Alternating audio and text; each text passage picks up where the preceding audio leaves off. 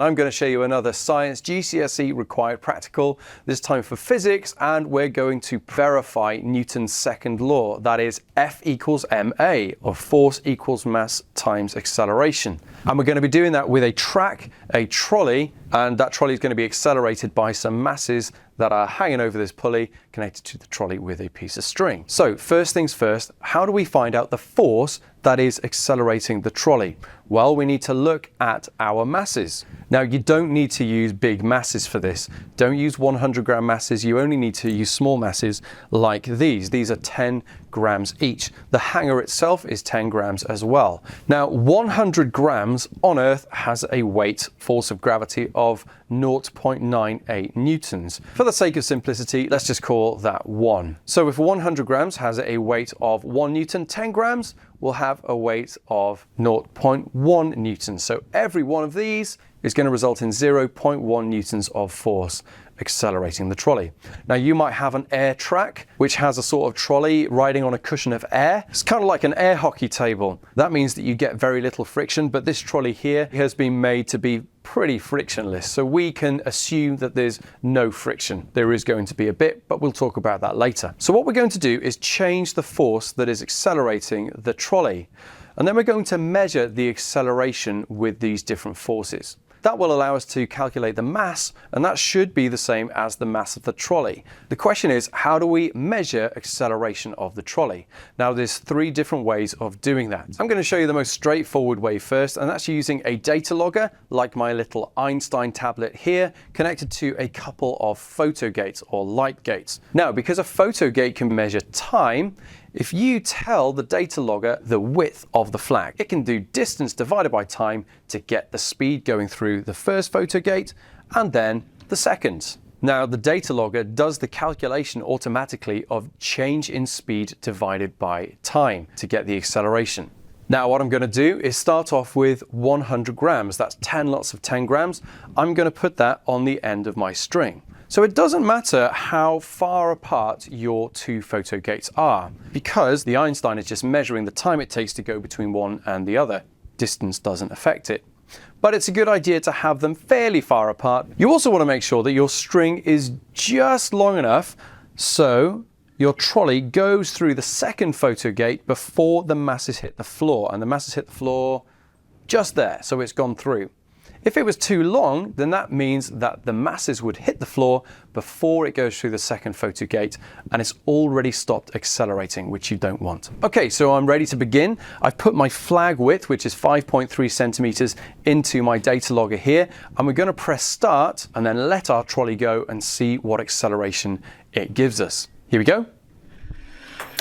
And we've got an acceleration of 1.263 meters per second squared. As per usual, it's more reliable if you do repeat readings. So we're going to do it 2 more times for 100 grams. Second time. This time we have 1.253 meters per second squared. And the third time, that gave us 1.257 meters per second squared. Taking a mean average of those 3 results, we end up with an average acceleration of 1.258 meters per second squared. And that is for 1 newton of force. Now we're going to remove some of the masses from our hanger. Now you can remove 10 grams if you want.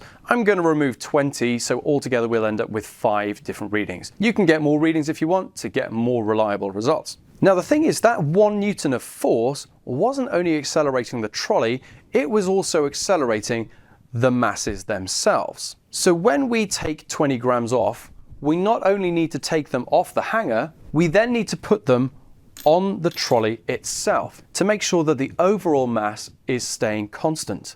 Now that I've done that, I have 80 grams over here, so that means that we have an accelerating force of 0.8 newtons. Now, if you don't have a setup with 2 photo gates where the acceleration is calculated for you, you can do it with 1 photo gate. You can calculate acceleration by taking the speed at which it goes through the photo gate with squared divided by 2 times the distance from the beginning to the photo gate. So in symbol form, that's A equals V squared over 2s, where v is the speed and s is the distance that is travelled. Just make sure you measure from where the middle of the flag starts each time to where the photo gate is. If you don't have a photo gate, you can actually just calculate acceleration using time as well. If you have a stop clock, you can just time how long it takes to travel a certain distance. That way you can calculate acceleration by doing 2 times the distance divided by the time squared. That's 2s over t squared. Don't forget that when you take your measurements though, it needs to be in meters, not centimeters. Otherwise you won't end up with an acceleration of meters per second squared. So it doesn't matter which of these 3 ways you use to get your acceleration. So long as you have your accelerations for different forces, you then want to make a graph. We're going to have force on the y-axis and acceleration on the x-axis.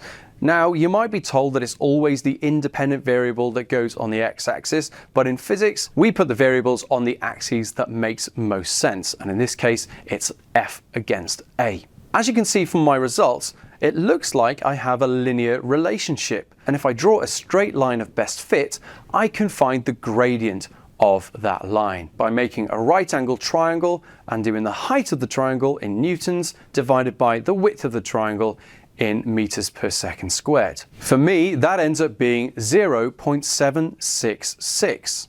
Now, according to Newton's second law, F equals ma. So rearranging that to get force divided by acceleration, that gives us mass.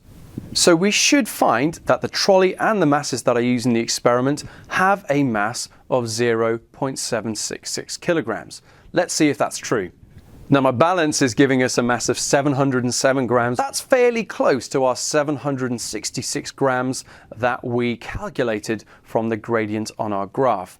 They are going to be slightly different though, and you would hope your number from your graph to be slightly bigger than the actual mass. Now why is that? Because there is going to be a little bit of friction and a little bit of air resistance maybe with our trolley. That means that it seems like the trolley weighs more than it actually does.